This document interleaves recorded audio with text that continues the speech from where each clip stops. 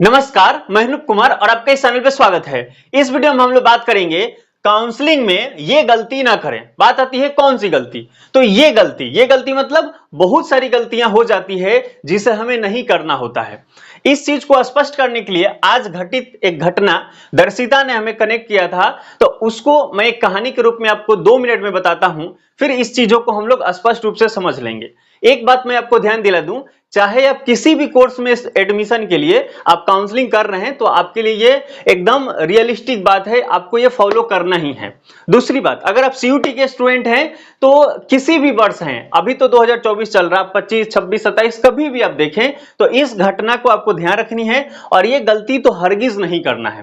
तो बात करते हैं, शाम के 6 बजे मैं पढ़ रहा था और 6 बजे इन्होंने हमें मैसेज किया व्हाट्सएप पे, तो फिर मैंने इनसे कनेक्ट किया। संयोग से मैं देख लिया, उन्होंने कॉल भी किया इसलिए मैं जाकर देखा, तो इनसे बात हुई। तो इन्होंने कहा कि सेंट्रल यूनिवर्सिटी हिमाचल प्रदेश में मैंने सब कुछ 2 दिन पहले, है ना, 2 दिन पहले इन्होंने बताया कि 2 दिन पहले मैंने सब कुछ फिल कर दिया था, बस पेमेंट नहीं किया था और मेरी तबीयत खराब हो गई और उसके बाद सिचुएशन खराब हो गया। तबीयत खराब होता है तो आदमी सोच नहीं पाता है, आदमी पूरा एनर्जी लेस होने लगता है। तो इन्होंने इस तरह से इनको फील हुआ, तो फिर इन्होंने ये पेमेंट नहीं किया। पहले पेमेंट छूट गया था और तबीयत खराब होने से इन्होंने पेमेंट नहीं किया, और आज जब इन्होंने पेमेंट किया तो वो बता रहे हैं कि ये टाइम क्लोज्ड हो चुका है।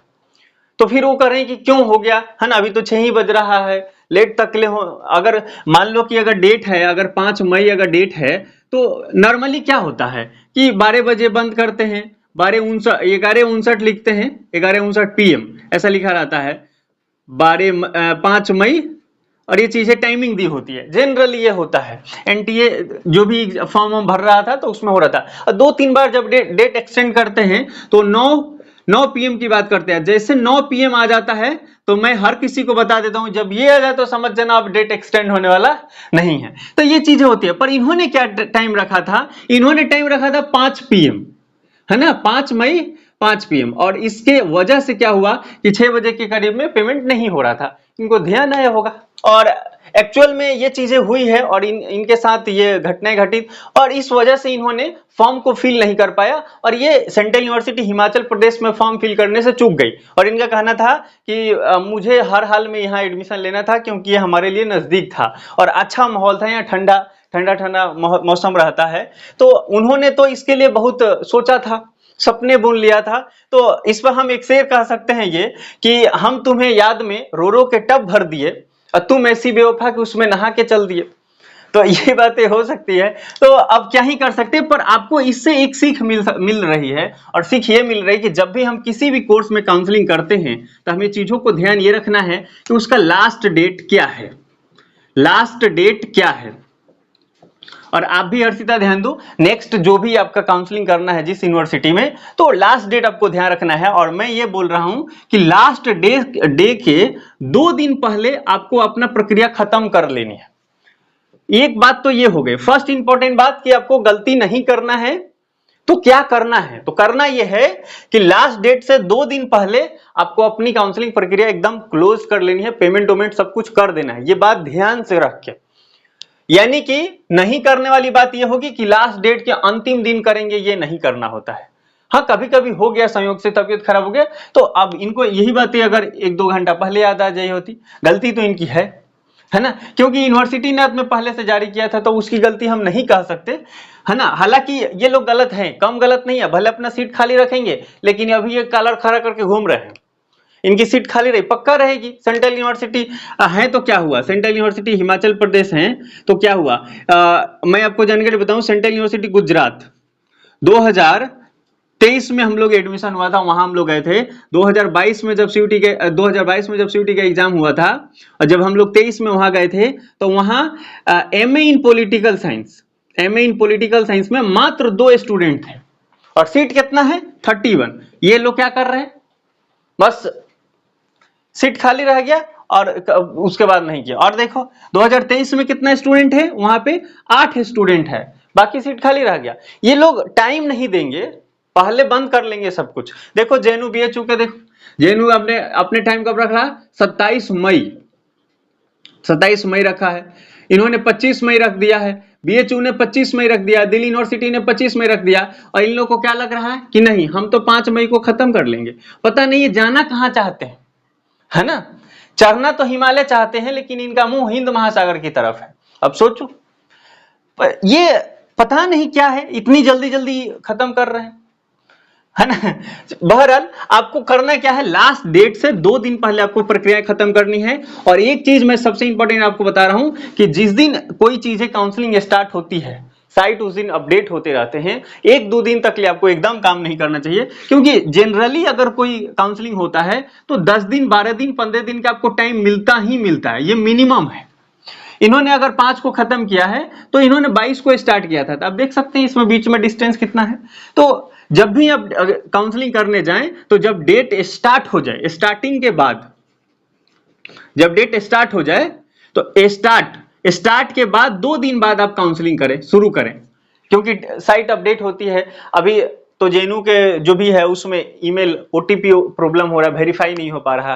दिल्ली यूनिवर्सिटी में कुछ लोगों ने कहा कि पेमेंट ही नहीं हो पा रहा, है ना। और बीएचयू का अभी जहां जो बीएचयू ऑनलाइन वाला है, ये आप देख पा रहे हैं, यहां से जब एक पॉपअप होता है तो वहां से हम लोग काउंसलिंग का पोर्टल सीधा लिखता है, तो वहां से काउंसलिंग करते हैं, तो समझिए उस समय आपका साइट बहुत अच्छा रन कर रहा है। हालांकि अभी भी लोग कर रहे हैं, ये यहाँ नहीं आया है, फिर भी कर रहे हैं। तो कोई बात नहीं, करने के लिए तो आप कर सकते हैं, पर इसमें सावधानी रखना, गलती होने की चांसेस होती है। डेट अब ये चीजें अपडेट होती रहती है, तो आप क्या करें, 2 दिन आपको ध्यान रखना है कि जब साइट ये हो जाए कि हाँ अब ये आपको काउंसलिंग करना है, तो आप 2 दिन समय दीजिए। और उसके बाद 2 दिन तक आप समझ लीजिए, उसके नोटिफिकेशन पढ़ लीजिए, उसका इंफॉर्मेशन बुलेटिन देख लीजिए। 2 दिन बाद, 3 दिन बाद आप उसका कंप्लीट करें। सेंट्रल यूनिवर्सिटी हरियाणा की बात करें, एक त्रिपुरा की एक कैंडिडेट ने मुझे कनेक्ट किया था, तो उन्होंने क्या बताया कि मैंने सब कुछ फिल किया, पेमेंट नहीं किया, ऑटोमेटिक सब कुछ सबमिट हो गया। वाह, सेंट्रल यूनिवर्सिटी नाम के हैं, इनकी साइट ऐसी चल रही है, बताओ। तो सब कुछ सबमिट हो गया। मुझे लगा कि फ्री में कर रहे हैं क्या, है ना, लेकिन ऐसा फ्री में तो कर नहीं रहे, पैसा ले रहे हैं, पर उनका वो टेक्निकल इशू है।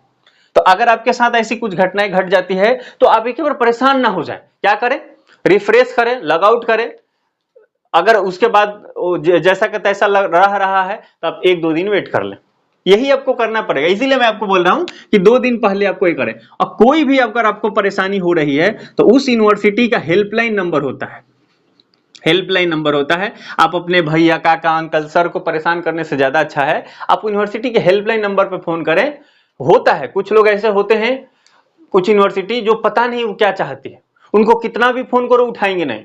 बाबा साहब भीमराव अंबेडकर यूनिवर्सिटी, मैं खुद 10 दिन कॉल करते रहा पिछले 2023 में, इन्होंने नहीं उठाया था। तो कुछ यूनिवर्सिटी ऐसी होती हैं, तो ऐसी यूनिवर्सिटी का आप कुछ नहीं कर सकते। उनको गाली भी दो तो उनको शर्म नहीं आता है, तो उसको तो आपको छोड़ देना है। पर बहुत सारे ऐसी यूनिवर्सिटी है, अच्छी यूनिवर्सिटी है ना, जो कि जैसे सेंट्रल यूनिवर्सिटी गुजरात की ही बात करें तो यहाँ पे इतने अच्छे अच्छे प्रोफेसर हैं कि आपको कंटिन्यू कनेक्ट करते हैं।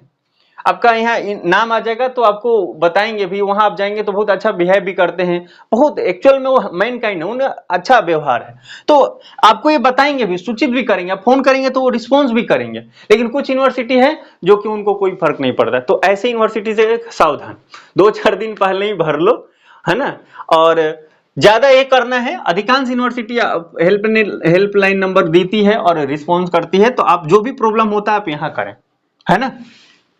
उसके बाद अगर हम बात करें, जब आप फॉर्म भरते हैं और उस फॉर्म में अगर कोई अंडरटेकिंग जैसा कोई प्रॉब्लम आ जाता है, मान लीजिए कि आपके पास वो डॉक्यूमेंट है ही नहीं, तो क्या करेंगे।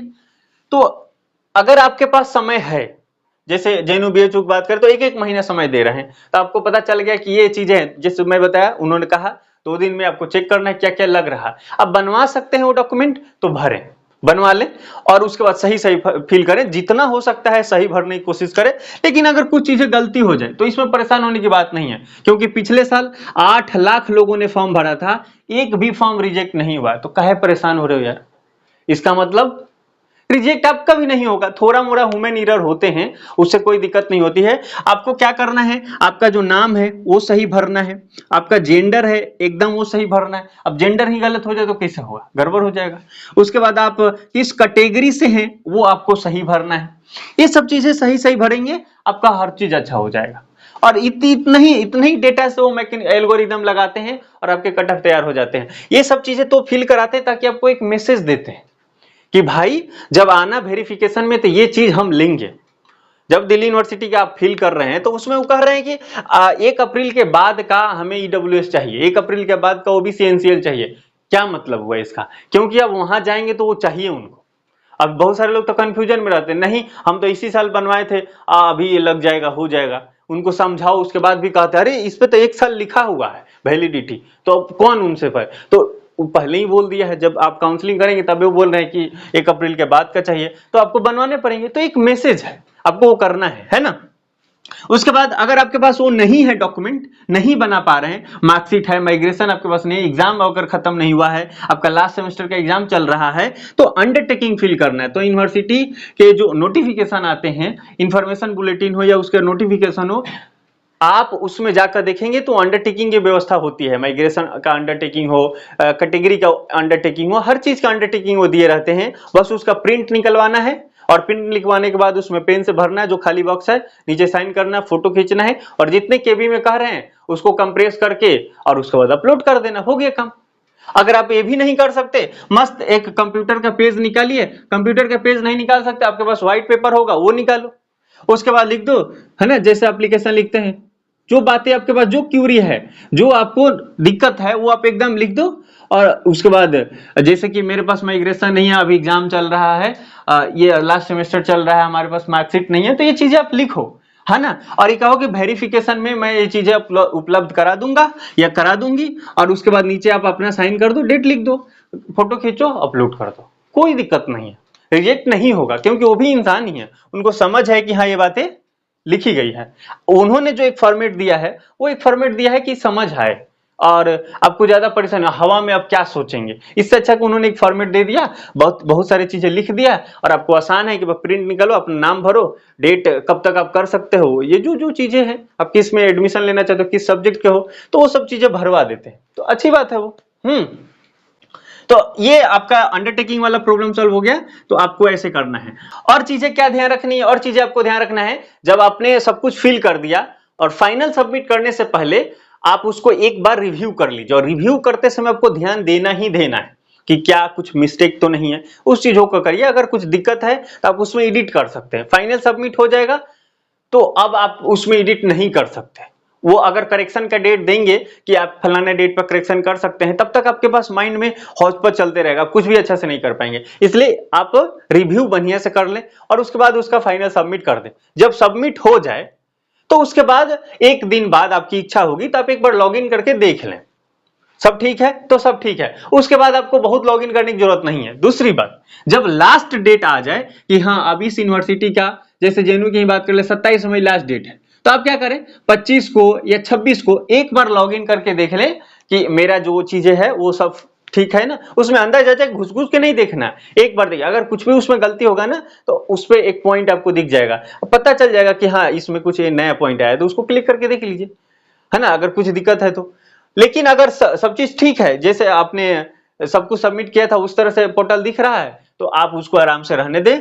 उसके बाद सबमिट हो जाए, डेट क्लोज हो जाएगा, उसके बाद वो कट ऑफ निकालेंगे। तो उसके बाद अब आपको कुछ भी छेड़छाड़ नहीं करना है, एकदम खोल खोल के बार बार देख रहे हैं, 2 दिन पर एकदम नहीं करना है। उसके बाद क्या करना है, इन्होंने बताया है कि फलने फलने डेट पे हम फर्स्ट राउंड निकालेंगे, सेकंड राउंड निकालेंगे, थर्ड राउंड निकालेंगे, तो उस डेट पे आपको ध्यान देने होंगे। अगर जो यूनिवर्सिटी ये नहीं बोल रहे कि हम कब निकालेंगे फर्स्ट राउंड, कब निकालेंगे सेकंड राउंड, तो उस यूनिवर्सिटी में खतरा है। तो आपको बार बार क्या करना है, अगर वो बताए हैं कि मेल पे अगर हम आपको इन्फॉर्म करेंगे, तो आप अपना जो मेल है उस मेल को दिन में 1 बार 2 बार कभी कभी देख लीजिए। ऐसे आपको ध्यान रखने होंगे ये मेल को, है ना। ये अक्सर ऐसी यूनिवर्सिटी करती है जो बहुत फेमस होती है, जैसे बीएचयू, जेएनयू, दिल्ली यूनिवर्सिटी लेते हैं, हैदराबाद ले लेते हैं। तो ये तो आता है, अगर की कट ऑफ आ गया, कुछ बच्चे ज्यादा होते हैं तो मैं भी आपको बता दूंगा, है ना। तो ये सब चीज आप करिए, मेल बार बार चेक करते रहिए। और मेल में भी आप क्या करिए, स्पैम में चेक करिए, और भी चीजें में कीजिए, धराधर एक बार चेक कर लीजिए, क्योंकि बीएचयू के साथ ये होता है। पिछले बार मैसेज गए थे स्पैम में, मेरे साथ खूब हुआ था, है ना। हम लोग अभी जो सेमेस्टर 1 का एग्जाम का फॉर्म भर रहे थे, तो हम लोग सब देख रहे हैं ओटीपी वेरीफाई नहीं हो रहा है। मेल पे हम उस पर लिखा था कि मेल पे चला गया ओटीपी, और इसमें डालो सत्यापित करने के लिए, जाते है ही नहीं। बाद में पता चला इसका मेल जा रहा है स्पैम में, ओटीपी जा रहा था। फिर स्पैम में हम लोग क्लिक करके फिर देखे तो वो होते हैं, कुछ लोग हर चीज चेक कर लेते हैं ना, तो पता चला हमारे ग्रुप में, तो ऐसा हमने फिर ग्रुप में उसको इन्फॉर्म किया तो हर किसी को फिर पता चल गया। तो ये होते हैं, तो आप स्पैम में भी चेक कर लें, हर चीज एक बार चेक करते रहें, और जब आ जाता है कि हाँ ये चीजें आ गई और पेमेंट करने के लिए, सीट लॉक करने के लिए ऑप्शन आता है, तो आप वहां से पेमेंट भी कर दें, सीट लॉक हो जाएंगी आपकी, है ना। उसके बाद वेरिफिकेशन का जब भी वो डेट देते हैं, उससे पहले आपके जो भी डॉक्यूमेंट्स हैं, डॉक्यूमेंट्स के लिए मैंने वीडियोस बना दिए हैं, है ना, इस वीडियो को आप भली भांति देख सकते हैं। तो डॉक्यूमेंट्स का जो भी है वो सब चीजें आप रेडी रखें, है ना। उसके बाद आप वेरिफिकेशन में खुशी खुशी जाएं और देखेंगे आपको निश्चित ही आपको सफलतापूर्वक ये मान लिया जाएगा कि आप उसके स्टूडेंट हैं। हालांकि मैं तो ये मानता हूं कि अगर आपने पढ़ाई किया है और फॉर्म काउंसलिंग करते समय आपने सब एलिजिबिलिटी वगैरह चेक किया है और आप एलिजिबल हैं और लॉक आप कर लेते हैं, माने एक नॉर्मल सा जो फी होता है, कट ऑफ लिस्ट में नाम आ जाता है, फी पेमेंट कर देते हैं, तो मान के चलो आपका एडमिशन हो ही जाता है। वेरिफिकेशन भी क्या है, सब कुछ आपने चेक किया ही है, वो चीज पे आप वेरीफाई उतर ही रहे हो, तो बस उस दिन दिखाना है, वो फाइनली ऑफिशियली कह देंगे कि हाँ अब चलो आप स्टूडेंट हो गए इस यूनिवर्सिटी के, ठीक है ना। और उसके बाद आप क्या कर सकते हैं, थोड़ा सा अगर कम मार्क्स है तो आपको परेशान नहीं होना है, जितना मार्क्स है उसी के आधार पे आपको देखना है। और ज्वाइंट जब तक काउंसलिंग नहीं होता तब तक मेरे हिसाब से आपको क्या करना चाहिए, 4 या 5 यूनिवर्सिटी में काउंसलिंग करना चाहिए।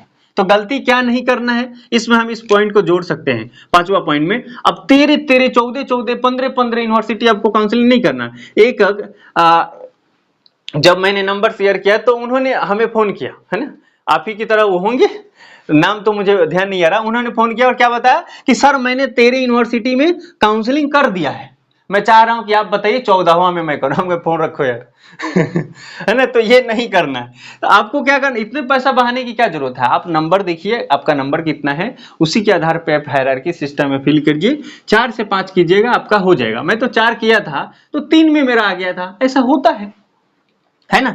और कितना नंबर है तो कितना करें, कटअप कितना जाएगा, ये सब चीजों के लिए बहुत सारे वीडियो इस चैनल पे है, आप देख सकते हैं। और बहुत सारे आपके पास क्वेश्चंस हो सकते हैं, तो इस क्वेश्चन को सॉल्व करने के लिए आप ये प्लेलिस्ट देखिए, मैंने बहुत सारे क्वेश्चन इस प्लेलिस्ट में आपका ऑलरेडी सॉल्व कर दिया है। और कोई भी दिक्कत रह गया, अगर इस चीज से जुड़ा हुआ चाहे कोई भी और कोई चीज दिक्कत हो तो आप कमेंट बॉक्स में कमेंट कर दीजिए। और अभी तक आपने चैनल सब्सक्राइब नहीं किया तो कर लीजिए, वीडियो को लाइक करो यार।